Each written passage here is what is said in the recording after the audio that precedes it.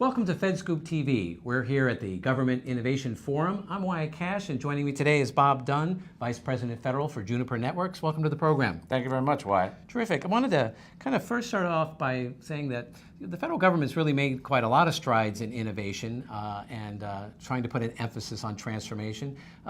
Tell us a little bit from your perspective what progress that you've seen in the last year or two in that direction. Sure.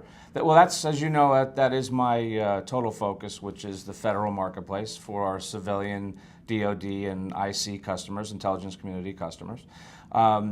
I think Juniper's made great progress in that we are dedicated and focused on certifications and federal specific features. The government has come a long way, especially when you think about their $80 billion budget, IT budget, and the fact that the House Oversight Committee is asking the same question. Have we made progress? What are we doing differently? What's new? You know, back in the day, I was involved in upgrading the federal government's DISAs, which is DISAs, the arm, the group that is sort of a service provider to the military, if you will. They're an option for the military. So we upgraded them from a TDM, an analog technology, to at the time, voice over IP, and we thought Vanguard, this is it, this is the greatest thing, and we're off to the races as far as innovation and upgrading technology. But you know, they never stopped there. Now it's about EIS and NetMod and BIDIs and all these big contracts that are focused on upgrading the speeds and feeds of their technologies, of their networks, and they're doing an incredible job. So I think they have the spend, they have the brain power, and they're doing a very good job in keeping everybody up to speed as it pertains to their networks. You know, more recently we hear a lot about the push towards IT modernization and how that can improve agility and efficiency. Tell us from your perspective why you think that's probably more important than ever before. I think in one word, warfighter.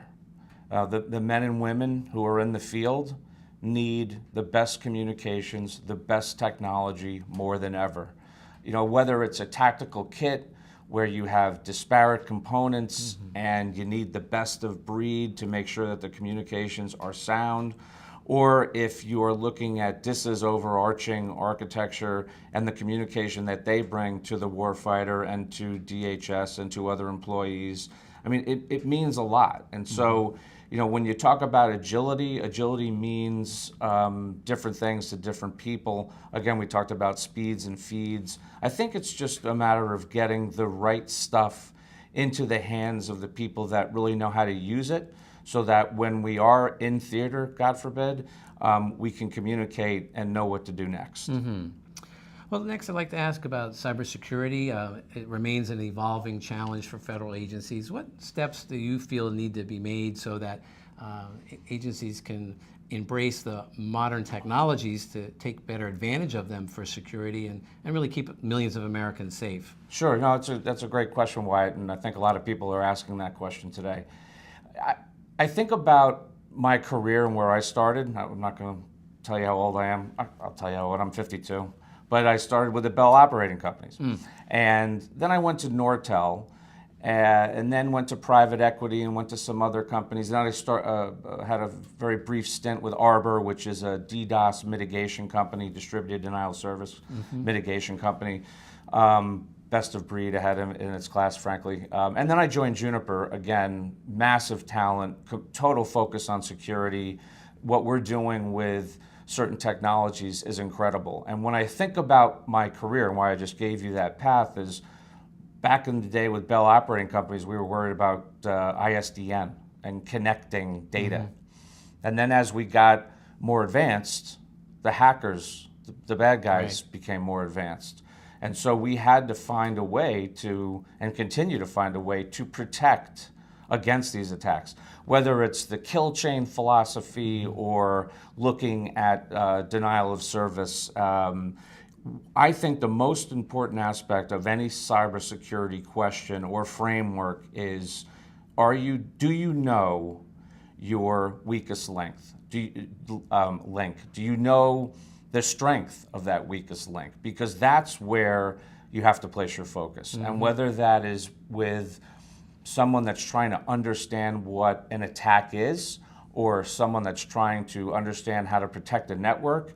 It's within those layers and the end-to-end possibilities that we all have to focus on. So I think if we find that we have strength in all areas, I think we have a better chance at protecting ourselves against these sort of cyber attacks. Well, lastly, what next generation technologies do you believe agencies should be paying attention to, and what do they need to do to get ready for them? Sure, another good question. Architectures and networks will always be under attack.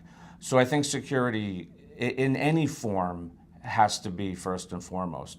We're looking at, or you hear software-defined networks, we're looking at software-defined secure networks at Juniper, because we believe there are ways to secure the entire network at every layer, at every node, within every component. And what does that mean? It has to be defined as to what we look at, what we examine, and what we protect. But it's going beyond the need for firewalls in back of the network, ahead of the network, alongside the network. It's looking at the entire network and how you secure that. So SDSN is going to be critically important. And we're always going to be talking about AI, artificial intelligence, robotics. Where does that play? I heard a very interesting kind of give and take at a forum on automation, because everyone's focused on automation. The little V in front of every other acronym, everything's virtual these days. And someone said, what's the best definition of automation? What's the supreme state? And that would be no human intervention. And I thought, imagine that, no human intervention. So I started thinking about the Terminator and routers as arms and switches as legs, and who knows what firewalls are going to be. But it's just got a little bit scary in thinking no interaction by a human being at all. And it takes me back to Juniper, where the talent is so vast and there are so many great minds, not only at Juniper, but across the country, across the globe, that we're always going to have human intervention.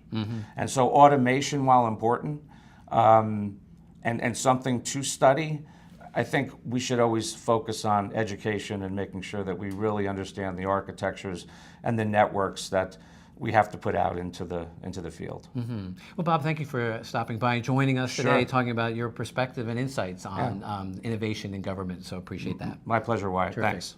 Look for more of our coverage on innovation in government at fedscoop.com. I'm Wyatt Cash. Thanks for watching.